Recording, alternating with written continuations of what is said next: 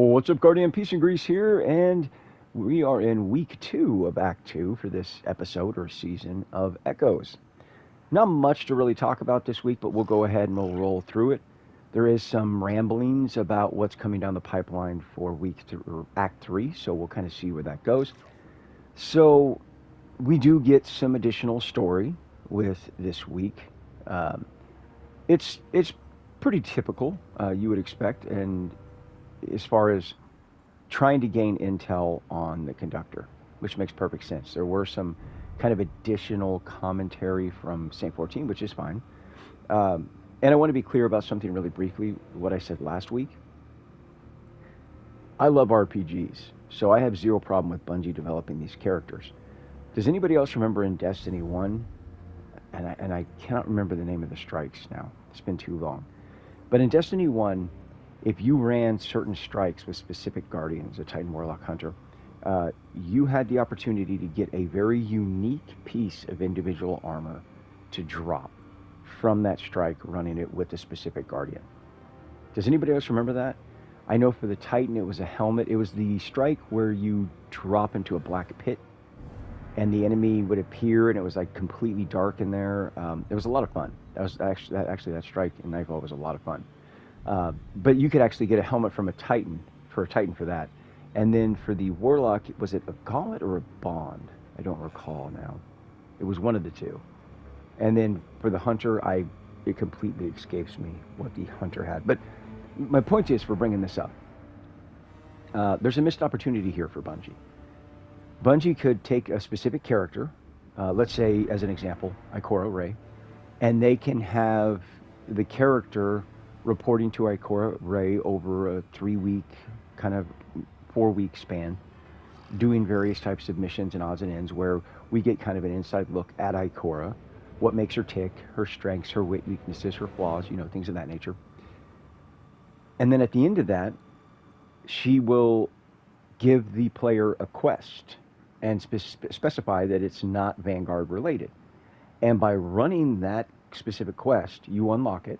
And if you run it with a certain Guardian, you have a chance to get a very cool, very unique piece of singular armor to drop. But it's a low drop chance. It'd be kind of a nostalgic nod back to D1. It would be good character development. And I think it'll give players something to chase, to farm. But to be clear, Bungie, it has to be a very cool, very unique piece of armor. And I want to specify that because it can't be some Eververse, oh, you got to buy it kind of BS. It's actually an in-game new item. And you could do this with multiple characters. The Warlock would have, just again, examples. Running this quest for Ikora Rey on a Warlock, you can get a chance to get a unique piece of armor for the Warlock, right? For running that unique quest for Zavala on a Titan, you have a chance to get a unique piece of armor. You get the idea. For Crow, you run it on a Hunter, etc. But I think that would be a really good opportunity for players as well as Bungie to give us the time, and Bungie the time, to develop these characters and also give us something to do as far as grinding for these unique armor pieces and being that nostalgic nod back to D1. I think it's a win-win-win. But I digress. Moving on. With the Battlegrounds this week, we get a kind of deeper dive, which is the core mission, which it's okay. It's not bad. It's kind of the typical season types of activity you would expect. Not much to talk about. We did also get a new sample, and in fact, you probably heard about this, where people were reporting with certain exotics, you could see this engram-shaped container, and that's exactly what we got this week. And that is Captain Jacobson, which is our new sample. Typical stuff, collect plants, kill 100 Vex on Nessus, you get the idea. But there you go. Interestingly, there is another container here, which is, I would assume, going to house another organic sample of some kind. Completing the sample this week, however, does unlock the 2 new weapons from last week.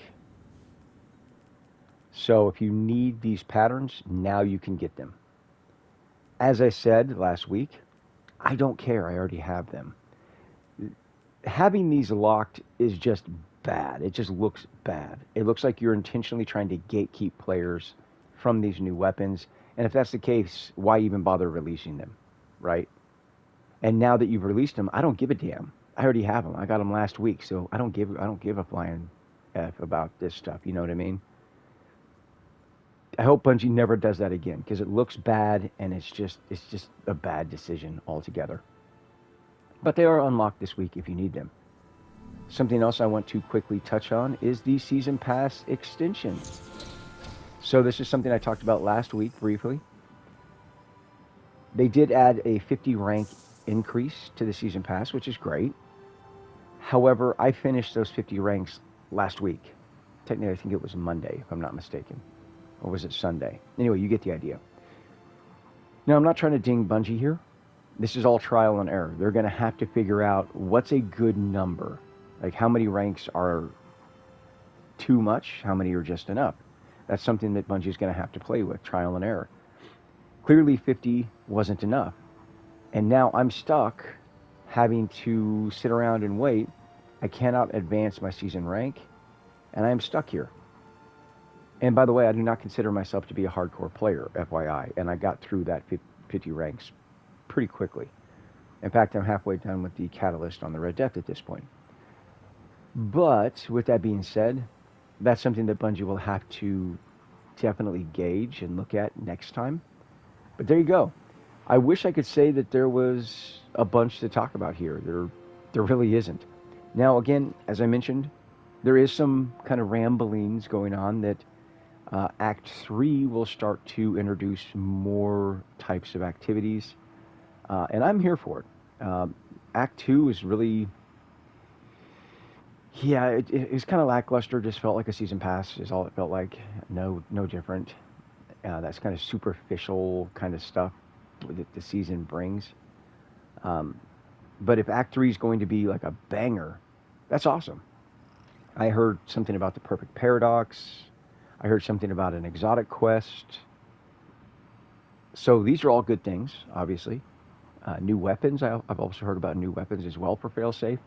I think, what was it, an LMG? And I can't remember the other item. Was it a bow, maybe? I can't recall, but you get the point. So there definitely seems to be more ramblings as far as something going on with Act 3, and I hope that's the case. I really do. Because I'm ready to kind of break out of this monotony that known as Act 2 so far.